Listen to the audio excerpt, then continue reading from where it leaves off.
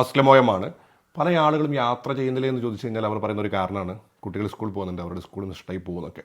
School vacation സമയത്ത് യാത്ര പോകാമെന്നൊക്കെയാണ് പലരും പ്ലാൻ ചെയ്യാറുള്ളത്.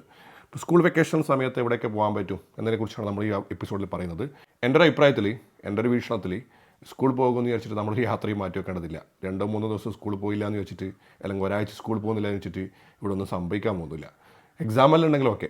അപ്പോൾ നമ്മൾ റോഡ് ട്രിപ്പ് അങ്ങനെ ഒരു ആഗ്രഹിക്കുന്നുണ്ടെങ്കിൽ ഒരു ബെസ്റ്റ് റോഡ് ട്രിപ്പാണ് അതിരപ്പള്ളി, വാൾപ്പാറ, പൊള്ളാച്ചി, ചിന്നാറ്, മറയൂർ, വട്ടവട, കാന്തല്ലൂർ, മൂന്നാർ, എറണാകുളം.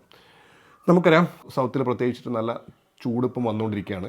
അതുകൊണ്ട് തന്നെ ഗ്രീനറി കുറച്ചും കൂടി കുറയെങ്കിലും ഈ റോഡ് ട്രിപ്പ് അടിപൊളിയായിരിക്കും. അതുപോലെ തന്നെ അടുത്ത റോഡ് ട്രിപ്പ് നമ്മുടെയൊക്കെ പ്രസിദ്ധമായിട്ടുള്ള മുത്തങ്ങ, മുതുമല, വന്ദിപ്പൂർ, മസനഗുഡി, ഊട്ടി, ആ റൂട്ടിൽ കൂടി യാത്ര ചെയ്ത് തിരിച്ച് റോഡ് ഡൗൺ ട്രിപ്പ് പോലെ നമുക്ക് തിരിച്ചു വരാൻ പറ്റും. ഡെസ്റ്റിനേഷൻ വൈസാണ് നിങ്ങൾ യാത്ര ചെയ്യുന്നുണ്ടെങ്കിൽ ഹൈദരാബാദ് നമുക്ക് യാത്ര പ്ലാൻ ചെയ്യാൻ പറ്റും. കുട്ടികളൊക്കെ ആയിട്ട് നല്ലൊരു റാമോജി ഫിലിം സിറ്റി, മറ്റുള്ള കാര്യങ്ങളൊക്കെ എക്സ്പ്ലോർ ചെയ്യാൻ പറ്റും. കുറച്ച് എക്സ്പെൻസീവ് ആണെങ്കിലും നമുക്കതൊക്കെ കാണാൻ പറ്റും. കുറച്ച് സമ്മറാണ്.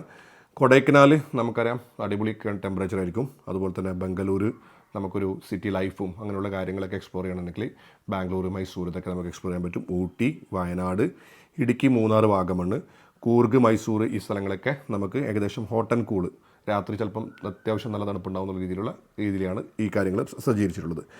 നമ്മൾ ലോങ് ട്രിപ്പാണ് ഉദ്ദേശിക്കുന്നുണ്ടെങ്കിൽ, പ്രത്യേകിച്ചിട്ട് നമുക്ക് സ്കൂളൊക്കെ ഇല്ലാത്തതുകൊണ്ട് തന്നെ നമ്മൾ പ്രത്യേകിച്ച് നോർത്തിലേക്ക് നമ്മൾ ഈ യാത്ര പ്ലാൻ ചെയ്യുകയാണെങ്കിൽ ഏപ്രിൽ 1 ഒക്കെ, അതായത് മെയ് 1 അങ്ങനെയൊക്കെ യാത്ര ചെയ്യുന്നുണ്ടെങ്കിൽ അത്യാവശ്യം നിങ്ങൾക്ക് മഞ്ഞും മറ്റുമൊക്കെ കാണാൻ പറ്റും.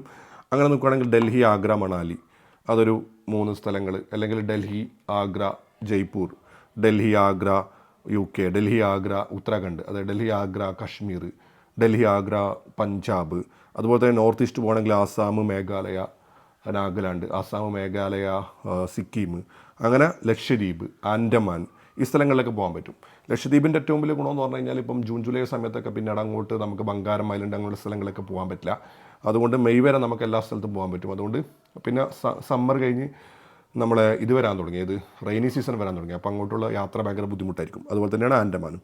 ഇപ്പോൾ നോർത്ത് ഇന്ത്യയിൽ പ്രത്യേകിച്ചിട്ട് നോർത്ത് ഈസ്റ്റ് ഭാഗങ്ങളിലൊക്കെ ഭയങ്കര ക്രിസ്റ്റൽ ക്ലിയർ ആയിട്ടുള്ള വാട്ടർഫോളും മറ്റൊക്കെ കാണാൻ പറ്റും. അത് പ്രത്യേക കൾച്ചർ നമുക്ക് എക്സ്പ്ലോർ ചെയ്യാൻ ഇഷ്ടപ്പെടുന്നുണ്ടെങ്കിൽ പ്രത്യേകിച്ച് നോർത്ത് ഈസ്റ്റ് യാത്ര നിങ്ങൾക്ക് പ്ലാൻ ചെയ്യാൻ പറ്റും.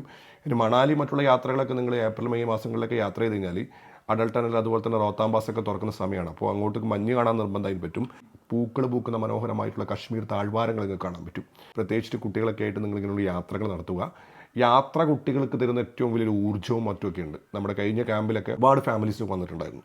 അവർക്കുണ്ടാകുന്ന കുട്ടികൾക്കുണ്ടാകുന്ന ഏറ്റവും വലിയൊരു എക്സൈറ്റ്മെൻറ്റും അവരിൽ കൂടി കുട്ടികൾ നമ്മൾ പുസ്തകം നിന്ന് പഠിക്കുന്ന താജ്മഹലിനെക്കാട്ടും ലോകാത്ഭുതങ്ങൾ നമ്മൾ പറയിക്കുമ്പോൾ താജ്മഹൽ നമ്മൾ അവർ മുമ്പേ കണ്ടത് പഠിക്കുമ്പോൾ ഉണ്ടാകുന്ന ഒരു എക്സൈറ്റ്മെൻറ്റും മറ്റൊക്കെ ഭയങ്കര ഡിഫറെൻ്റ് ആയിരിക്കും.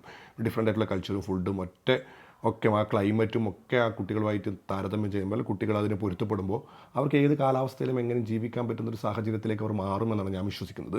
അപ്പോൾ തീർച്ചയായിട്ടും നമ്മുടെ ക്യാമ്പുകൾ പലതും നടക്കുന്നുണ്ട്. ഏപ്രിൽ 1 കശ്മീർ ക്യാമ്പ് അത് ഓൾറെഡി സോൾഡ് ഔട്ടായി. അതുപോലെ തന്നെ മണാലി ക്യാമ്പ് സോൾഡ് ഔട്ടായി. ഇപ്പം ഏപ്രിൽ ലാസ്റ്റ് ഒരു ക്യാമ്പുണ്ട് കാശ്മീർ, അതിൽ 6 സീറ്റ് മാത്രമേ ബാക്കിയുള്ളൂ. താഴെ നമ്പറിൽ വേണമെങ്കിൽ ബന്ധപ്പെടാം. അപ്പോൾ നമുക്ക് അടുത്ത മറ്റൊരു മനോഹരമായിട്ടുള്ള എപ്പിസോഡിൽ വരുന്നതുവരെ ഗുഡ് ബൈ.